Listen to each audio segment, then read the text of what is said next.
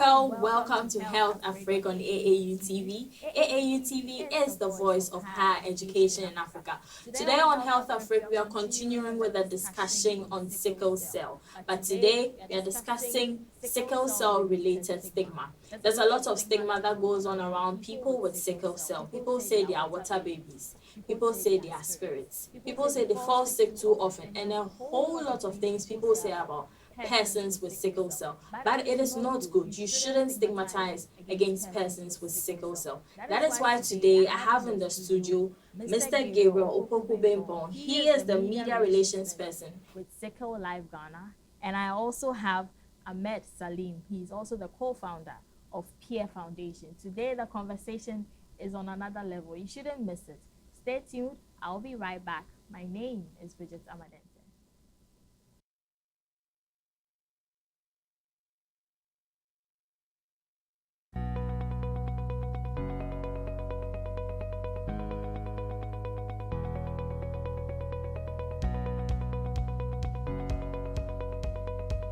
Why University of Ilorin?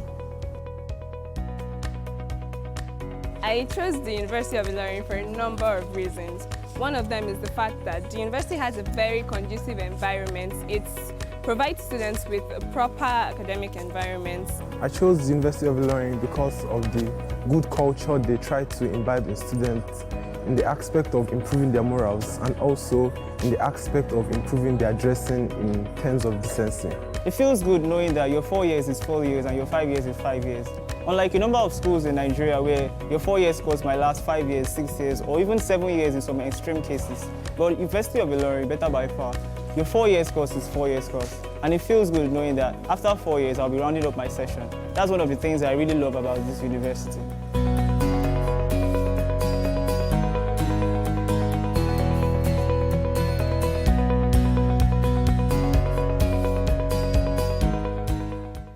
Welcome back. This is still HealthAfrik on AAU TV. As I said earlier, we are discussing sickle cell related stigma. You're welcome to the studio. Thank you. Thank you. Gabriel and Salim. It's a pleasure to have you here today. And I know the conversation will be very great. Yeah. So Gabriel, I want you to talk about stigma. When we talk about stigma, what is stigma and its relation to sickle cell? Okay. To begin with, thank you for the question. Yes. So stigma is something that is a major problem even in Ghana with regards to many viruses.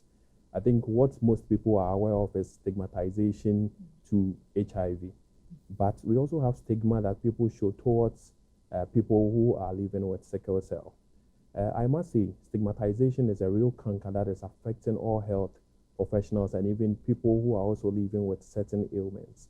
And in Ghana, for instance, when we talk about sickle cell, we have people who, out of ignorance and out of lack of knowledge, they see patients living with sickle cell to be water babies. They see them to be babies from the shrine. They see them to be people who wouldn't really live long. I think there's a main myth associated with sickle cell where people think that if you have sickle cell, you don't grow past the age of 18 or even 20 years. And so when they see these kind of kids living with a sickle cell, they even tell their kids not to go near them, because usually patients with sickle cell present with looking a little bit slim, looking very sick, and so we see them to be out of the ordinary. But we say that stigmatization to patients living with sickle cell shouldn't be supported at all. Yeah. Anything to add to it? Yeah, just I concur 100% with what Gabriel said. From where I'm standing, of how I view things, the stigmatization against people living with sickle cell, like you said, is real. I mean, and it's not the best. And like you rightly said, the main reason behind that is because of ignorance, lack of knowledge. People are not well informed as to why the disease has come about in the first place. So they tend to associate other myths with it, and then that leads to this whole stigma, which groups like Sickle Cell, Sickle Life, and then Peer Foundation have been trying to break 4 years now. Okay. Yes. Okay.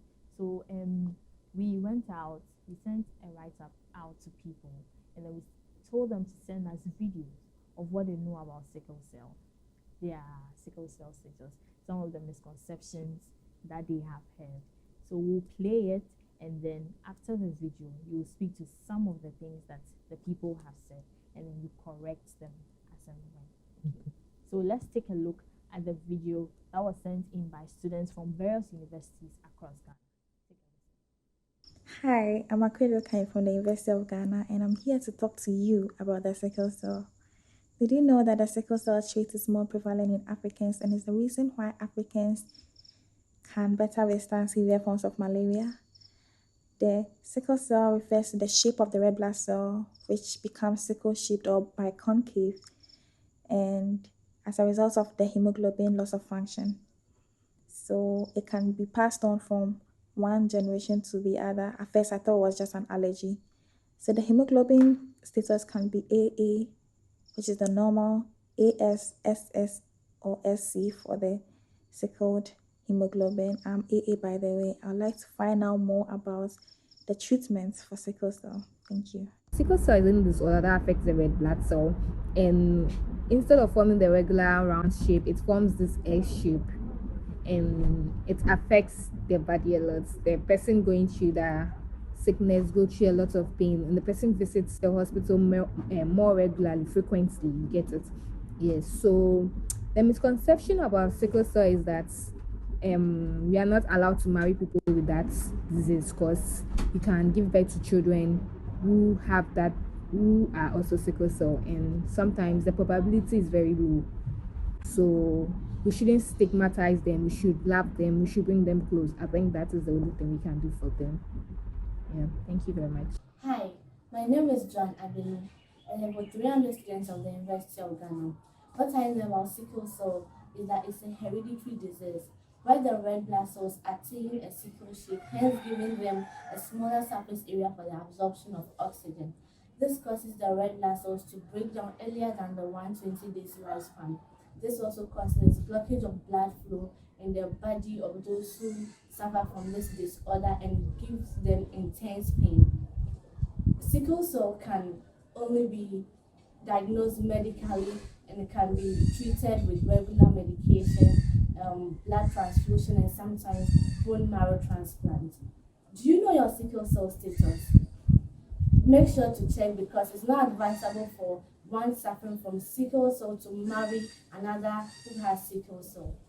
Go check yourself and be safe. Thank you. My name is Priscilla Mamitriba Akins, a student of the Ghana Institute of Journalism. I want to talk to you about sickle cell. Sickle cell is a group of disorders that cause red blood cells to become mishaps and break down. Sickle cells can get stuck in a small blood cell, which can also stop the flow of blood in the tissue of the body. When others do not get enough blood, they do not get enough oxygen, which can also end up with damage and pain. There are some misconceptions about sickle cell I want to talk to you about. Only black people get sickle cell. All red blood have the same properties, which are never true. Also, people with sickle cell must always visit the doctor. They must go to the hospital regularly. You must take enough water as well. I am Nana Masewa, and I want to share my view on sickle cell. Sickle cell is a condition present at birth, and it is inherited when an offspring receives a trait from both parents. One may ask, what causes sickle cell? It occurs when one's red blood cell shape is distorted from its disc shape into a sickle shape. This causes many red blood cells to die, leaving a few healthy ones. So we often find sickle cell patients getting ill frequently. But we can't conclude that whoever falls sick very frequently is a sickle cell patient. Therefore, there is the need to test. So make sure you check your sickle cell status. Thanks for this opportunity to share my thoughts on sickle cell anemia or sickle cell disease. So around the globe, there are so many misconceptions concerning this particular disease that these patients also face. So some of these myths are that they rely on narcotic drugs or other hard drugs just to survive due to some of the chronic pains that they feel in their bones. Some also argue that they do not live long.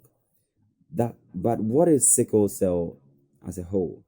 So we are talking about red blood cells that is shortened, or there's no enough red blood cells enough to provide oxygen for the patient to live as normal as those without the sickle cell disease live.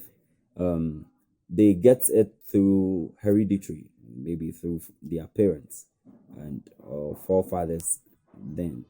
And these sickle cell disease patients can be cured now in this modern age through bone transplant.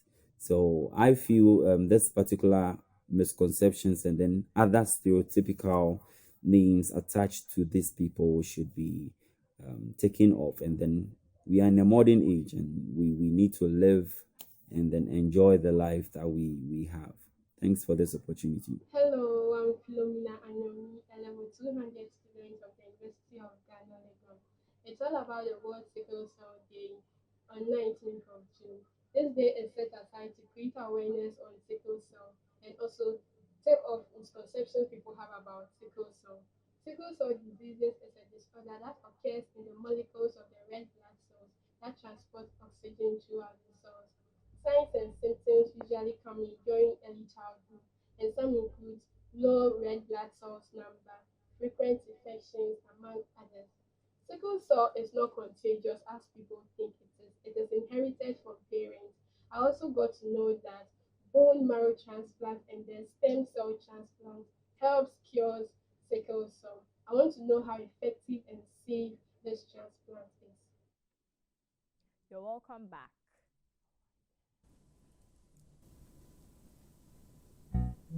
You're welcome back. So after taking a look at the videos that were sent from all across Ghana from students, Gabriel, what do you have to say about the videos? And then we'll come to Salim.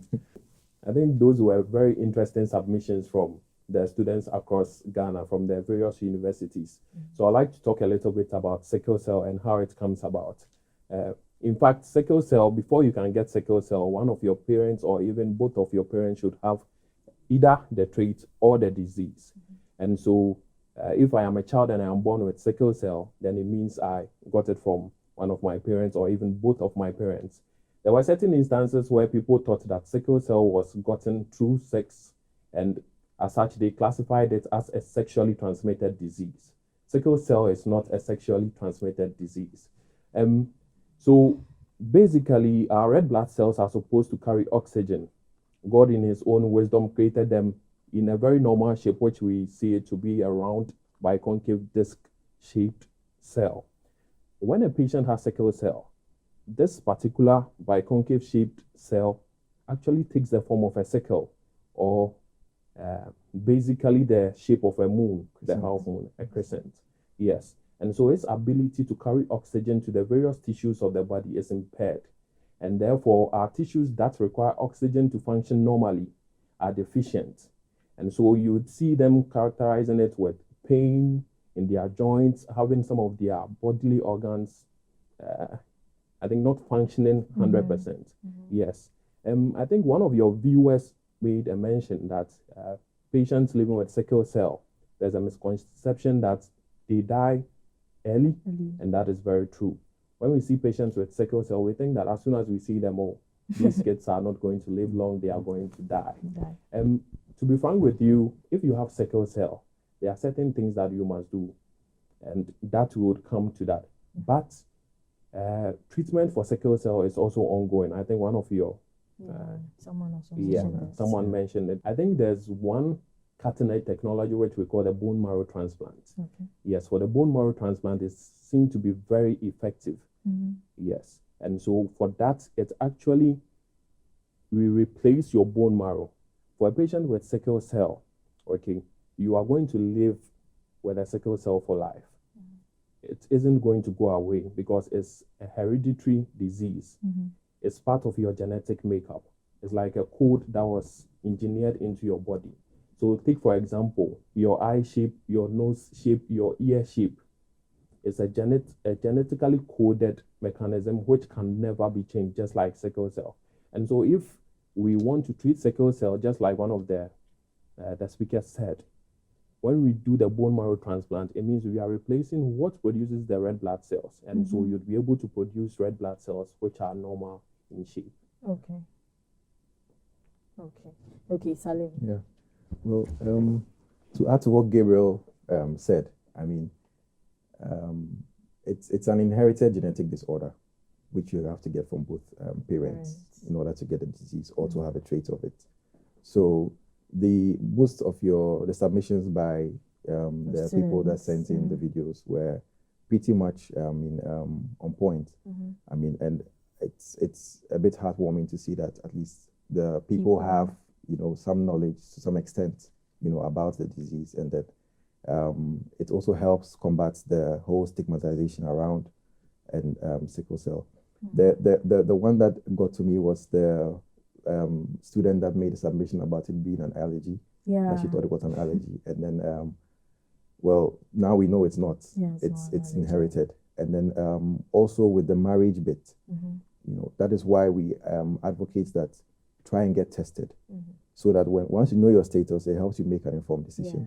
So it's not right to label sickle cell patients as people that we cannot marry or you can't get married to. They can't get married and they can't bring forth offspring and all that. They're just human beings like us, but in a special way. And then someone also noted that only blacks can get sickle cell. I mean, that's also another misconception. That's also a very big misconception, as you can see. Once it's an inherited genetic disorder, and then we all have blood flowing through our veins, regardless of your pigmentation, you can get it. Okay, so Salim, with Peer Foundation, what are some of the strategies that you're putting in place to advocate against stigmatization? Because it's on the rise. Yes, it is. It is on the rise. So at the very core of our mandate, I mean, as a advocacy group, we target tertiary and then secondary institutions because we feel that relationships start from these places, and then they hope they then become like they lead to marriages, people settle down and then have kids and all. So we saw those as the hot zones that if we try and create as much awareness as possible within these groups, it would help enhance and also create as much awareness about the disease out there as possible, so that when they are about to make their ultimate decision to settle down, they're already pre-informed, and then it's just like you can easily avoid it. So if you know status. So then it makes things a lot easier, so that we don't have a lot of people living with the disease. So that's what we do. We try and we carry out a lot of outreach programs in secondary and tertiary institutions, as well as also free screening.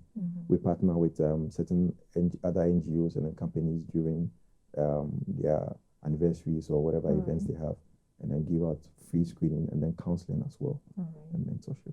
Okay, so Gabriel, the people living with sickle cell, they go through a lot of pain and complications. How will someone notice that a complication is about to happen? Some of the signs that the person will see, so that maybe the person can do something about it earlier. Yes.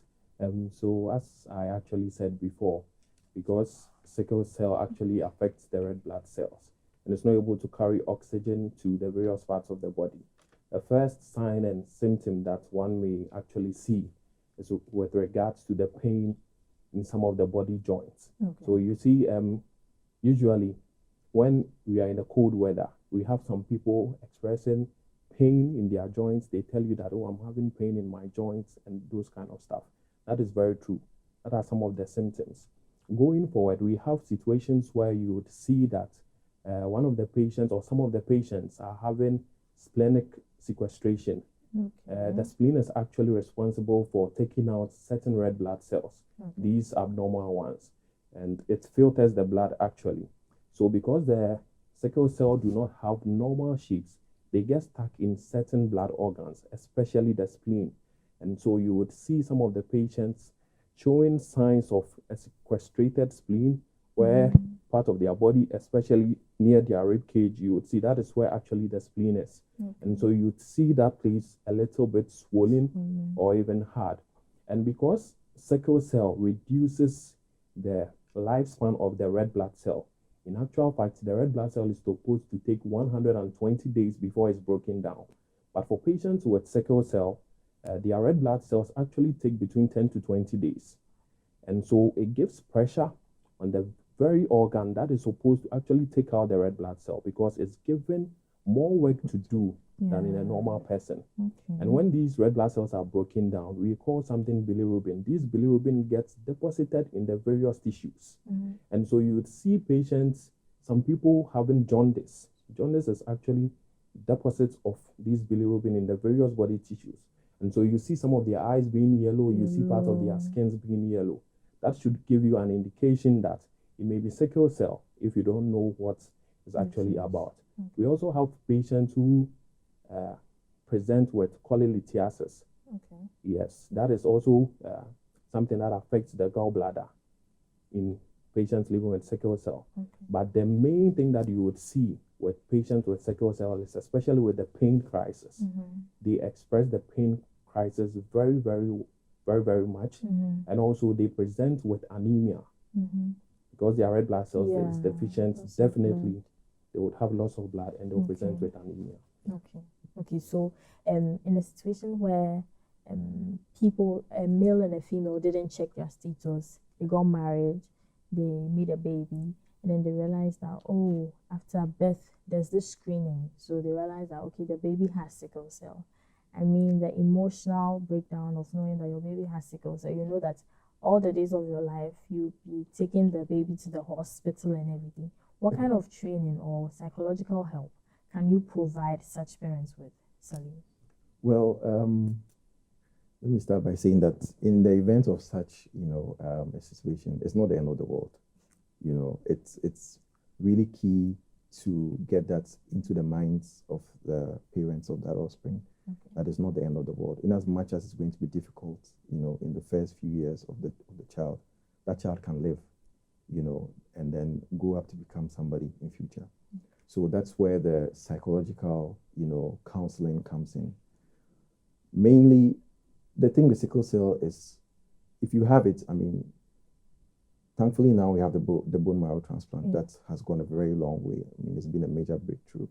But it's all about management, if you have the disease. Once you are aware you have the disease, and then you are not as healthy as somebody who doesn't, someone with the AA trait. You have to be conscious about yourself and then manage it. It goes a long way to help. It reduces your occurrences of having crisis. It reduces your frequency to the hospital. And then you live, I know someone who's lived for 80 years plus with sickle cell. And this is not even with SC, with an SS. Wow. So it's possible. It's very possible. So with regards to the parents that might have this news broken, to them, they have to be counseled, because it's going to be tough on them. That one, I won't lie to you, it's going to be tough. But then they also have to know that there's light at the end of the tunnel, so that they don't give up. Because once your own parents give up on you, then what do you expect the community to do? You understand? Yes. So that really has to sink in deep. So what we normally do is that we really enforce on the counseling, and we're always in contact. We share stories, motivational stories of people who have lived and battled sickle cell their whole life, and what they've grown up to be, their achievements. All this gives them hope. No one can take hope away from you, Yes. Okay, Gabriel, anything to add to it? Yeah, I think that was a very good submission from my brother Salim. Yes, so the thing is, we always preach, get to know your sickle cell status. But we have people who don't know, then they give birth to these kind of babies. Yes, as you rightfully said, in the early years, it's going to be very tough. Yes, and so the people would have to really manage their baby well. And in Ghana, statistics indicate that for every birth annually, 2% of them get sickle cell. That is around 15,000 babies getting sickle cell. And out of these 15,000 babies, you have close to 12,000 dying before the age of 5. That is why we definitely preach that.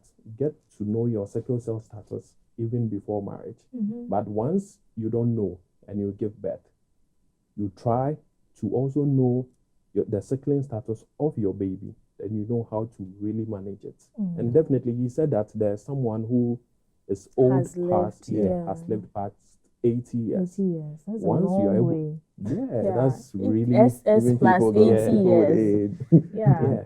And it all also depends on the parents of that particular child. Once you get to know, it's like being prepared for battle. Once you know what is going to happen, you'll be able to keep yourself well informed and protect your baby too. Okay, we are going on a quick break. When we come back, it's World Sickle Cell Day. They are going to tell us what they have in store for their various organizations and what is happening. Stay tuned. I'll be right back.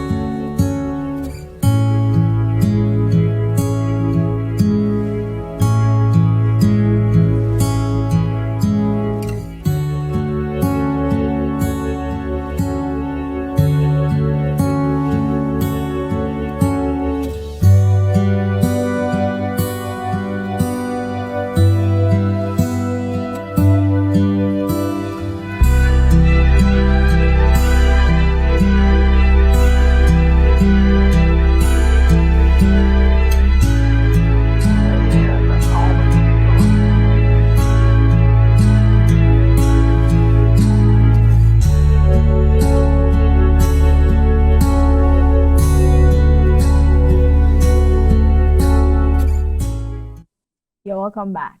This is still HealthAfrik on AAU TV. If you just tuned in, you can follow the conversation on Facebook at Association of African Universities, on YouTube to Association of African Universities, and do well to follow our Instagram and Twitter handles. It will do you good. So, gentlemen, let's continue. Before we went on a break, World Sickle Cell Day is here. What do your various outfits have for the public? Gabriel, start it again. So this year's World Sickle Cell Day is going to be like no other. In fact, now we have a coalition of NGOs. My brother from Peer Foundation, I'm from Sickle Life. We also have Sickle Cell Awareness Initiative.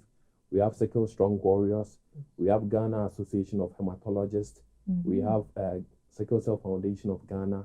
So it's going to be a coalition of NGOs, and it's going to be a much bigger event than previous years. For the programs that we are going to do, basically we'll do the awareness creation, because once you create awareness, you get people to be aware that sickle cell is there, sickle cell, this and that. You don't die of sickle cell just like any other person. So we also have certain programs that we are going to do. We'll be having tree planting, which would be for the fallen heroes. People who died because of sickle cell. We are also going to have blood donation exercise. Very Apparently, our blood bank in Ghana is running out of blood. I see. So as part of our activities, we want to also help Mother Ghana. We are also patriotic citizens. Yes, you have also, to be. Yes. So we would be inviting a whole lot of people, and it's also open to the general public. If you want to see what we are doing, you can also come there. The awareness, the blood donation, the tree planting. We would have webinars where we would also teach people on how to manage sickle cell, how to live with sickle cell, and also to avoid stigmatization to people living with sickle cell. Okay. So still with coronavirus around, you're still doing blood donation with all the measures in place, obviously. Yes. I am glad you mentioned the measures in place. That's true. Yes, absolutely. That's critical. Okay. Anything? Yes. Just to add to what to what Gabriel said. In addition to that, I think there will also be free medical screening for people to get to know their status. And depending on the outcome, there are seasoned health practitioners around who are ever ready to provide counseling, to provide advice, whatever your result is. Whatever result comes out of the screening. Yes. So this on Friday, we'll be having that at Kolebu, the Southern Blood Bank.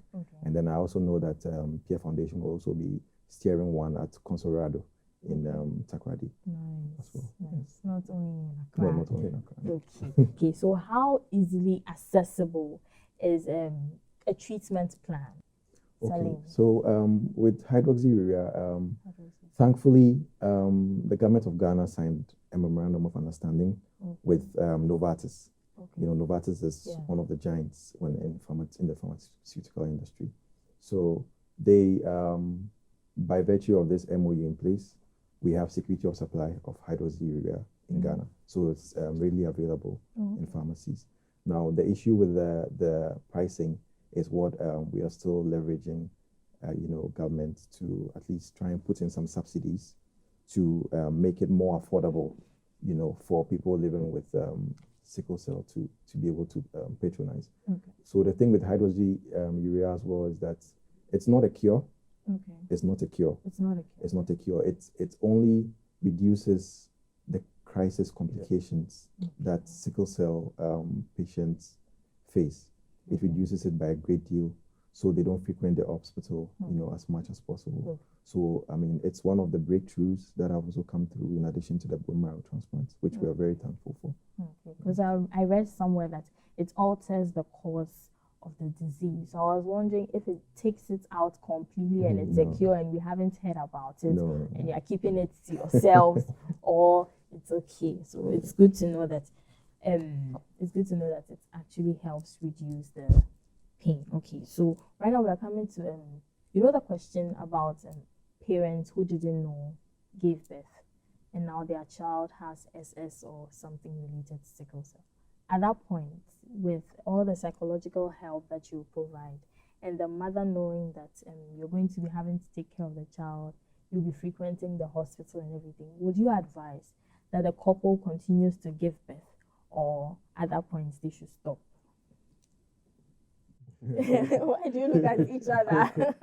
Okay, let me just start with an example. Okay. Yeah, I have two friends. They are actually older than me. A man and a woman, they are couples. Yeah, so the man is AS and the woman is AS. Fortunately for them, they have given birth to two kids and both of them are AA.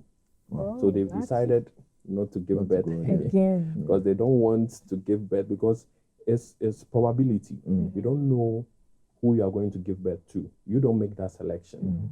Yes, we encounter certain situations where people would come, they will say that I am AS, he's also AS. We'll get married, we'll give birth to AA. We like to tell the general public that you don't have that power to choose that. So for a mother or parents who have given birth to a sickle cell patient, I think usually what we advocate is we try to let them be aware, then they would make the informed choice. Basically, when you give birth to an SS, definitely the struggles and the troubles you would go through, and you not having the power to choose the next baby, the genotype of the next baby. Nobody will tell you that continue or not continue. So we just educate them, and when they get to know, they would make that informed choice. We try as much as possible not to go in deeper into the relationship of those people, but we just educate them, and they make their own informed decision. Okay. So it all boils down to knowing your status before being well informed. Okay, so we're wrapping up here. I would like to know some of the challenges that as an NGO you have faced in this line of work, working with sickle cell, like all the challenges that you encounter on a daily basis. Well, they are rife. They most of the times when you want to embark on any outreach program or you want to hold any events to help advance the cause of advocacy for sickle cell, the funding is usually, the main obstacle.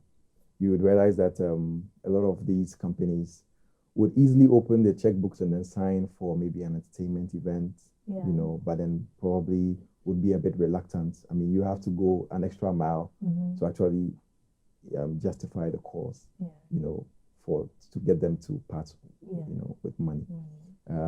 But I mean, it hasn't deterred us. We know that it's part and parcel of the whole show. So we still go at it.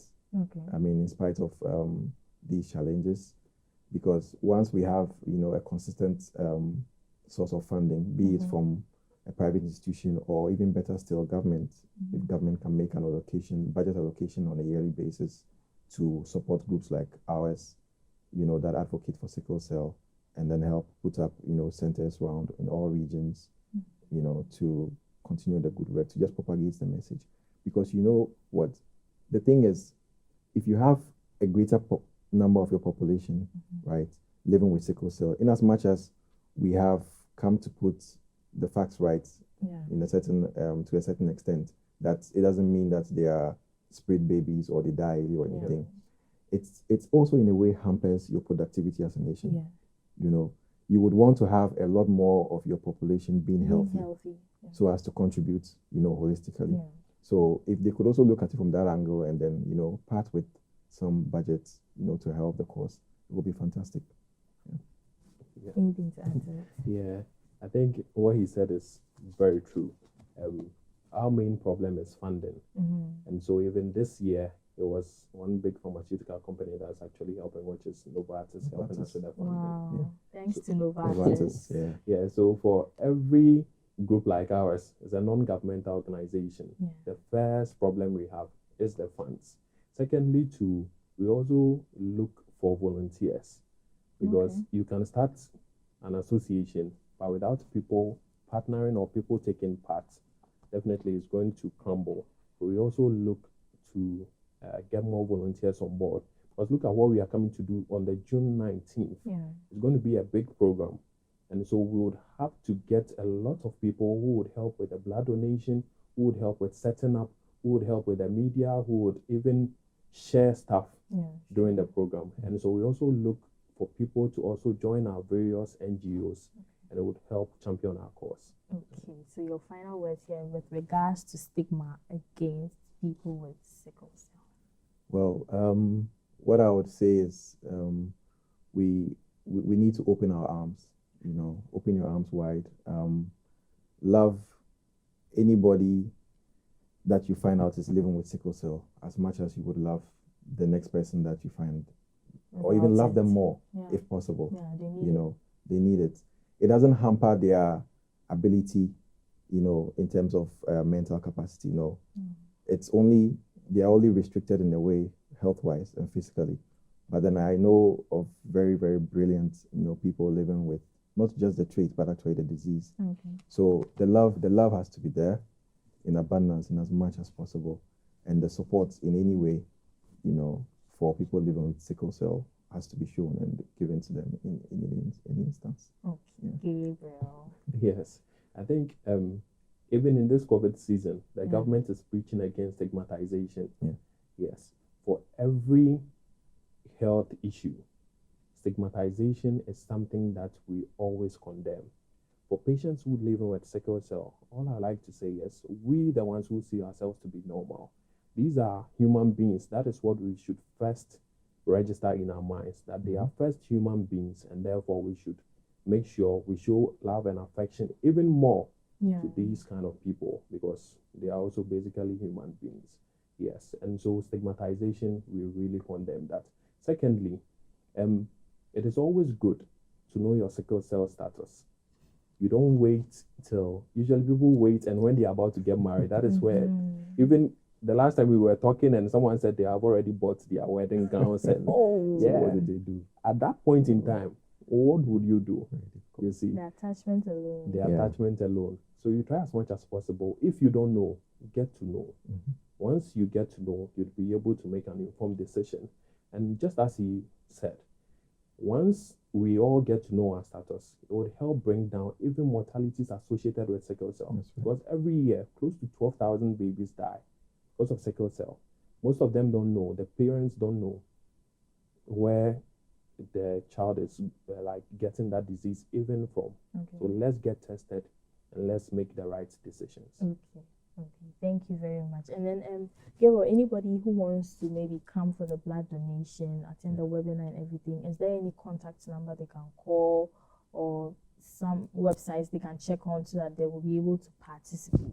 Is there any website or number like that so that you can share it. Okay. You can follow our handle on Instagram, Peer Foundation Ghana, and then the contact number is 026-109-3375 if you want to partake in the virtual tree planting exercise that Gabriel talked about, and then the blood donation as well. Okay, Gabriel. Yes, and also we are making, we are also trying to go public really well on Facebook. So when you go to Facebook, you can just type in Sickle Life. We put information there, what we are going to do, the NGOs we are also partnering with. So just Google for Sickle Life on Facebook, just search for that, and you can follow us. Then you can also visit our website, which is www.sicklelife.org. You can go to become a volunteer. Or be part of Sickle Life, and you will be able to join. Exactly. Thank you very much, gentlemen, for coming through for me today. It's been a pleasure hosting you, and I've enjoyed the conversation.